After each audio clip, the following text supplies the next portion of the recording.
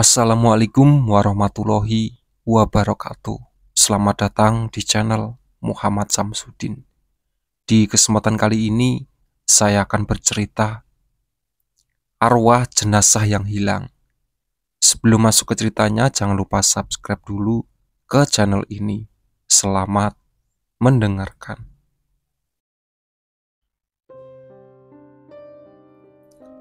Ratri mengajak Lika dan Lila yang sudah sembuh untuk bertemu ke rumah Arumi.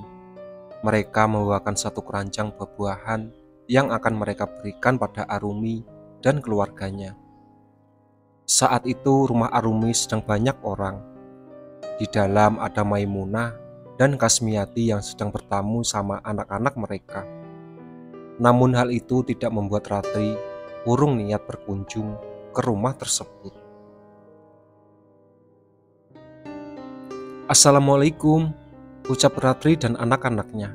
Waalaikumsalam. Bu Ratri, mari masuk Bu, silakan duduk, sambut Irma dengan ramah. Terima kasih banyak Bu Irma, ucap Ratri yang kemudian duduk di sofa bersama kedua anaknya. Irma masuk sebentar untuk mengambilkan minum, setelah itu ia kembali dan menyajikan minuman untuk Ratri dan anak-anaknya. Monggo diminum Bu Ratri, Irma mempersilahkan. Matur nuwun Bu Irma, tidak usah repot-repot begini seharusnya, tanggap Ratri merasa tidak enak.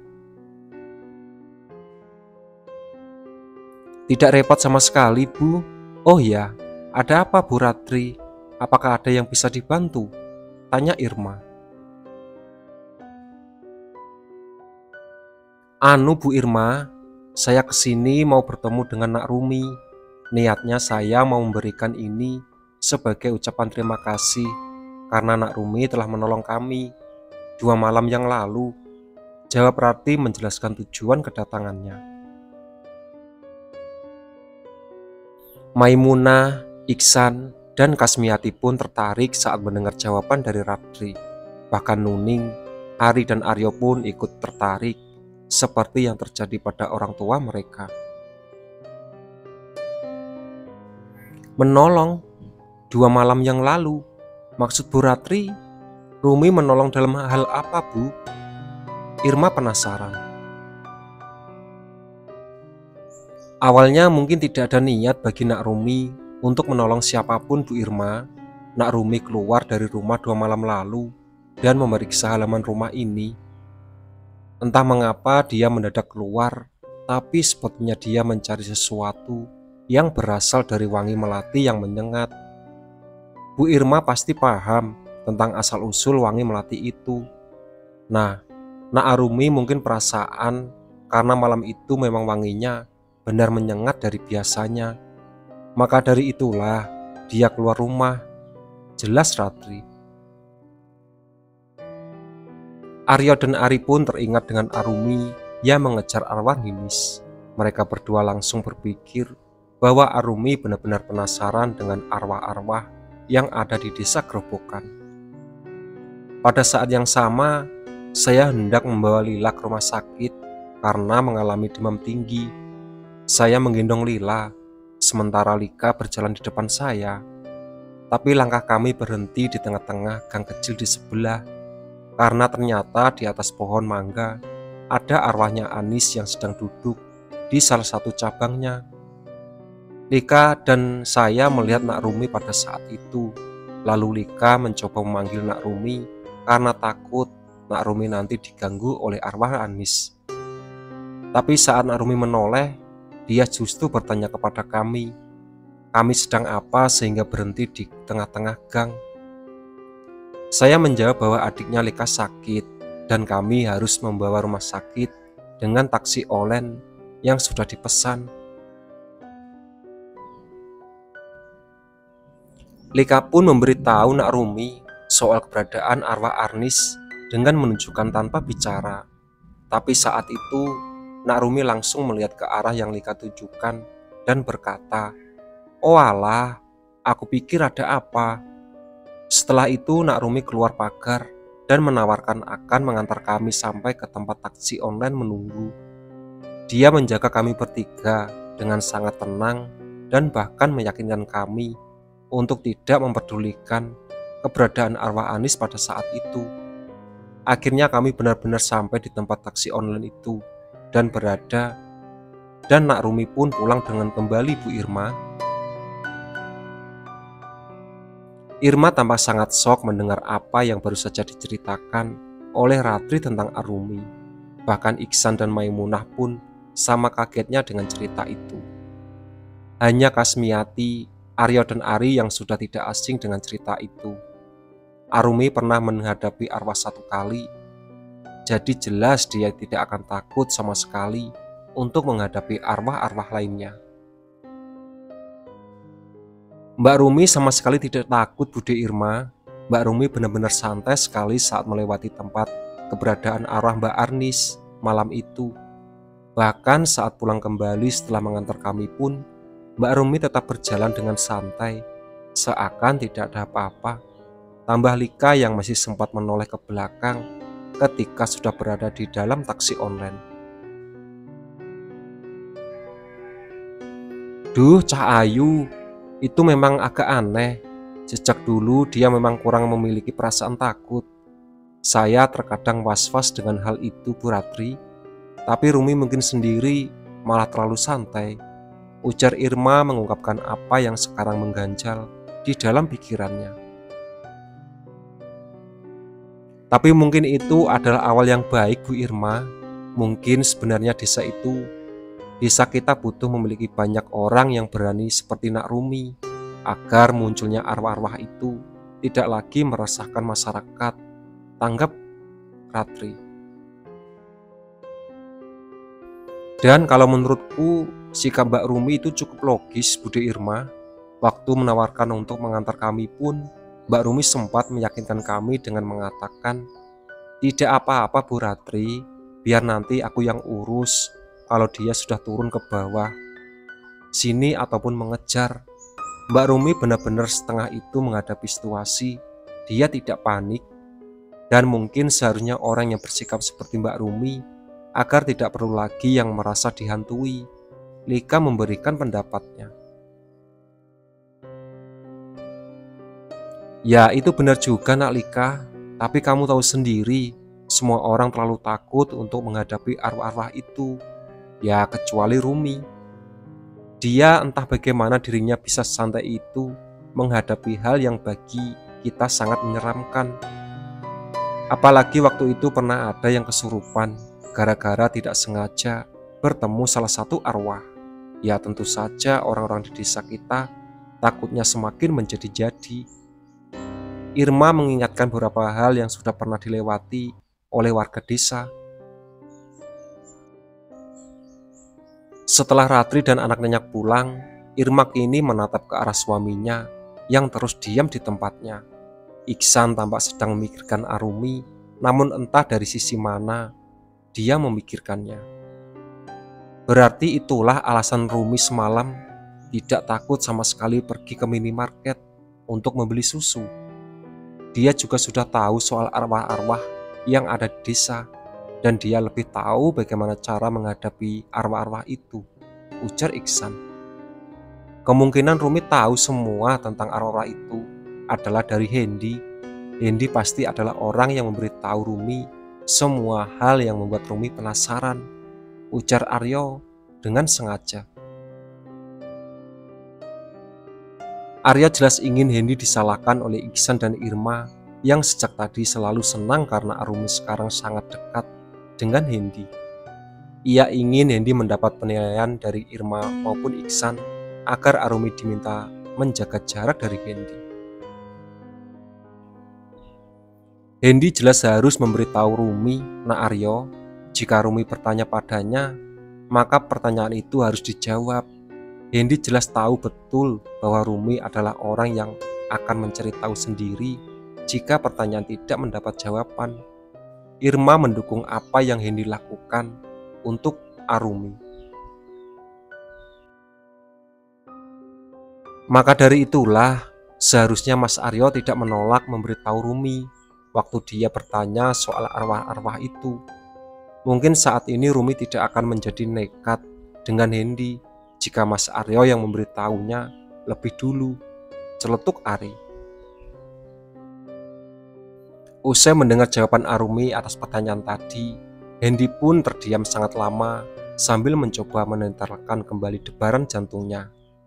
Ia tidak pernah menduga akan mendengar jawaban yang paling membahagiakan seperti itu di dalam hidupnya. Ia bahkan tidak pernah berani untuk sekedar membayangkan, tapi hal itu benar-benar terjadi sekarang. Arumi memberi jawaban atas perasaannya yang sudah lama ia simpan sendirian. "Kakak kamu serius? Kamu serius menerima perasaanku, Rumi?" tanya Hendy. Arumi bisa melihat ekspresi tidak percaya yang tercetak dengan jelas di wajah Hendy saat itu. Ia pun tersenyum sambil mengusap-ngusap pundak pria itu dengan sangat lembut. "Hen, mana mungkin aku tidak serius? Aku ini bukan anak kecil. Aku juga bukan seorang wanita yang hobi mempermainkan perasaan pria. Aku serius menerima perasaanmu dan aku membiarkanmu masuk ke dalam hidupanku," jawab Arumi. "Tetapi kenapa? Sejak dulu kamu sering sekali bilang kalau aku itu tidak berguna. Aku ini terkadang menyebalkan, bahkan terkadang aku ini sering bersikap berlebihan. Jadi, kenapa Rumi? Kenapa kamu sekarang menerima aku dan perasaanku?" "Hen, aku tidak pernah benci kamu saat memarahiku ataupun membandingkan kamu dengan benda.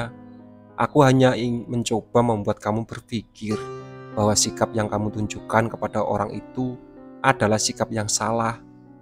Aku mau kamu mengubah sikapmu itu agar kamu tidak perlu dipermalukan oleh orang banyak. Aku selalu memarahimu kalau keadaan sedang sepi kan? Paling hanya ada beberapa orang yang melihat dan itu pun adalah orang-orang sebaya kita. Aku nggak pernah marahi di depan orang tuaku. Aku hanya enggak mau kalau pada akhirnya kamu akan merasa dirugikan oleh sikapmu sendiri. Masyarakat menilai kita dari adab dan sikap yang kita tunjukkan, bukan dari berapa banyak uang yang kita bisa hasilkan. Meski kamu punya uang banyak, tapi jika adab dan sikapmu buruk, tetap saja kamu akan dinilai buruk oleh masyarakat. Itulah yang aku tidak mau sampai terjadi sama kamu. Maka dari itu, aku sering memarahi kamu biar kamu sadar, jelas Arumi. Usai mendengar penjelasan itu dari Arumi, muncullah pertanyaan lain di dalam pikiran Hendy.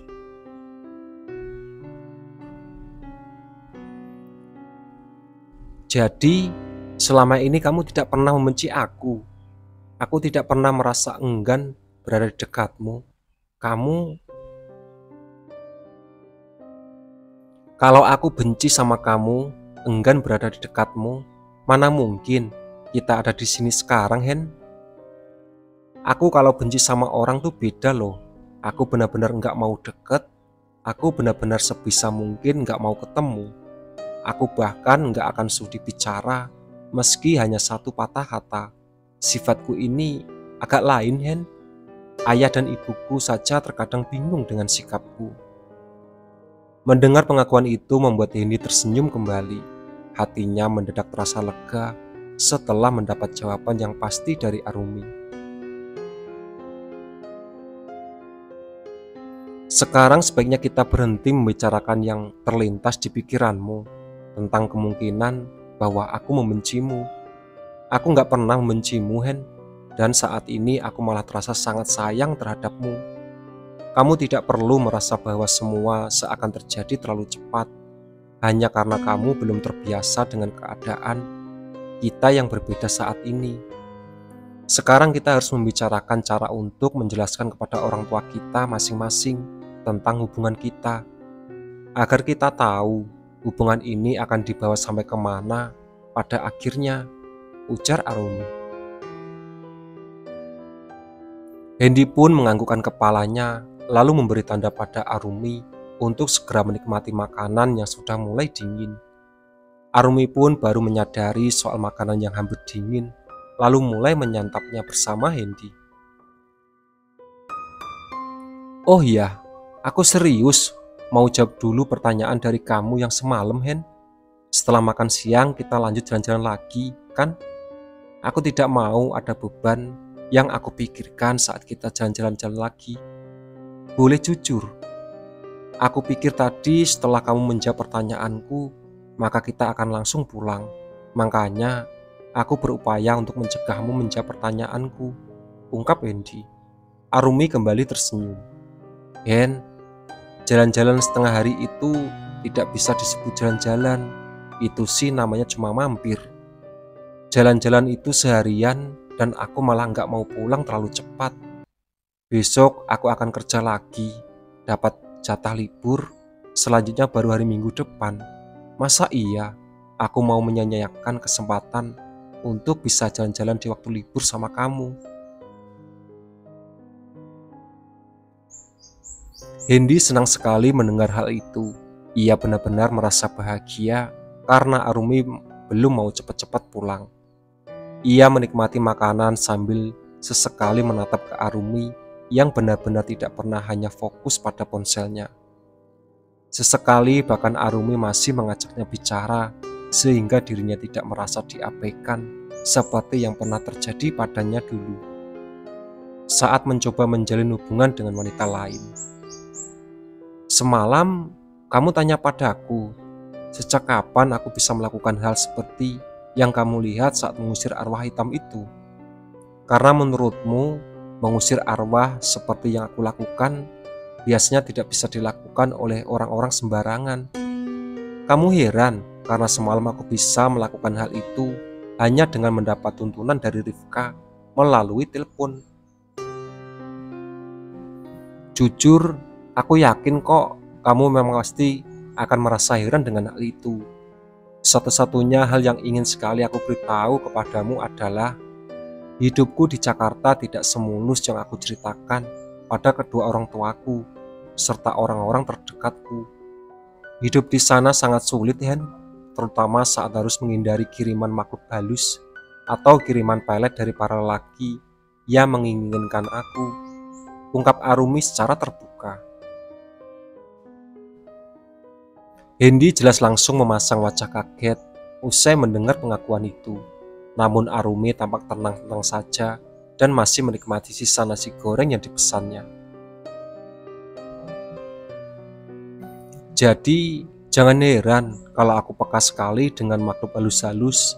Jangan heran juga kalau aku tahu saat ada arwah hitam yang muncul. Jadi jangan heran kalau aku selalu tenang menghadapi apa yang terjadi di desa kita. Semuanya sudah sering aku hadapi di Jakarta, Hen. Hampir 5 tahun aku bergelut terus dengan hal yang sama. Neneknya Rifka yang mengajari aku untuk mempertahankan diri dari hal-hal itu. Beliau bilang bahwa sebagai wanita yang perlu dijaga itu bukan hanya fisik, tapi juga batin. Kalau batin tidak diperkuat, maka fisik akan mudah diserang oleh hal-hal yang halus. Aku terus belajar untuk membentengi diriku agar tidak pernah berhenti. Maka dari itulah kenapa aku berani bilang pada arwah-arwah yang mendatangiku bahwa aku membantu mereka sebisa yang aku mampu. Entahlah kenapa aku merasa yakin bahwa aku memang akan menemukan jenazah mereka yang hilang, meski bukan dalam waktu yang dekat. Itulah sahabat cerita dari arwah jenazah yang hilang. Ditunggu part selanjutnya. Oke.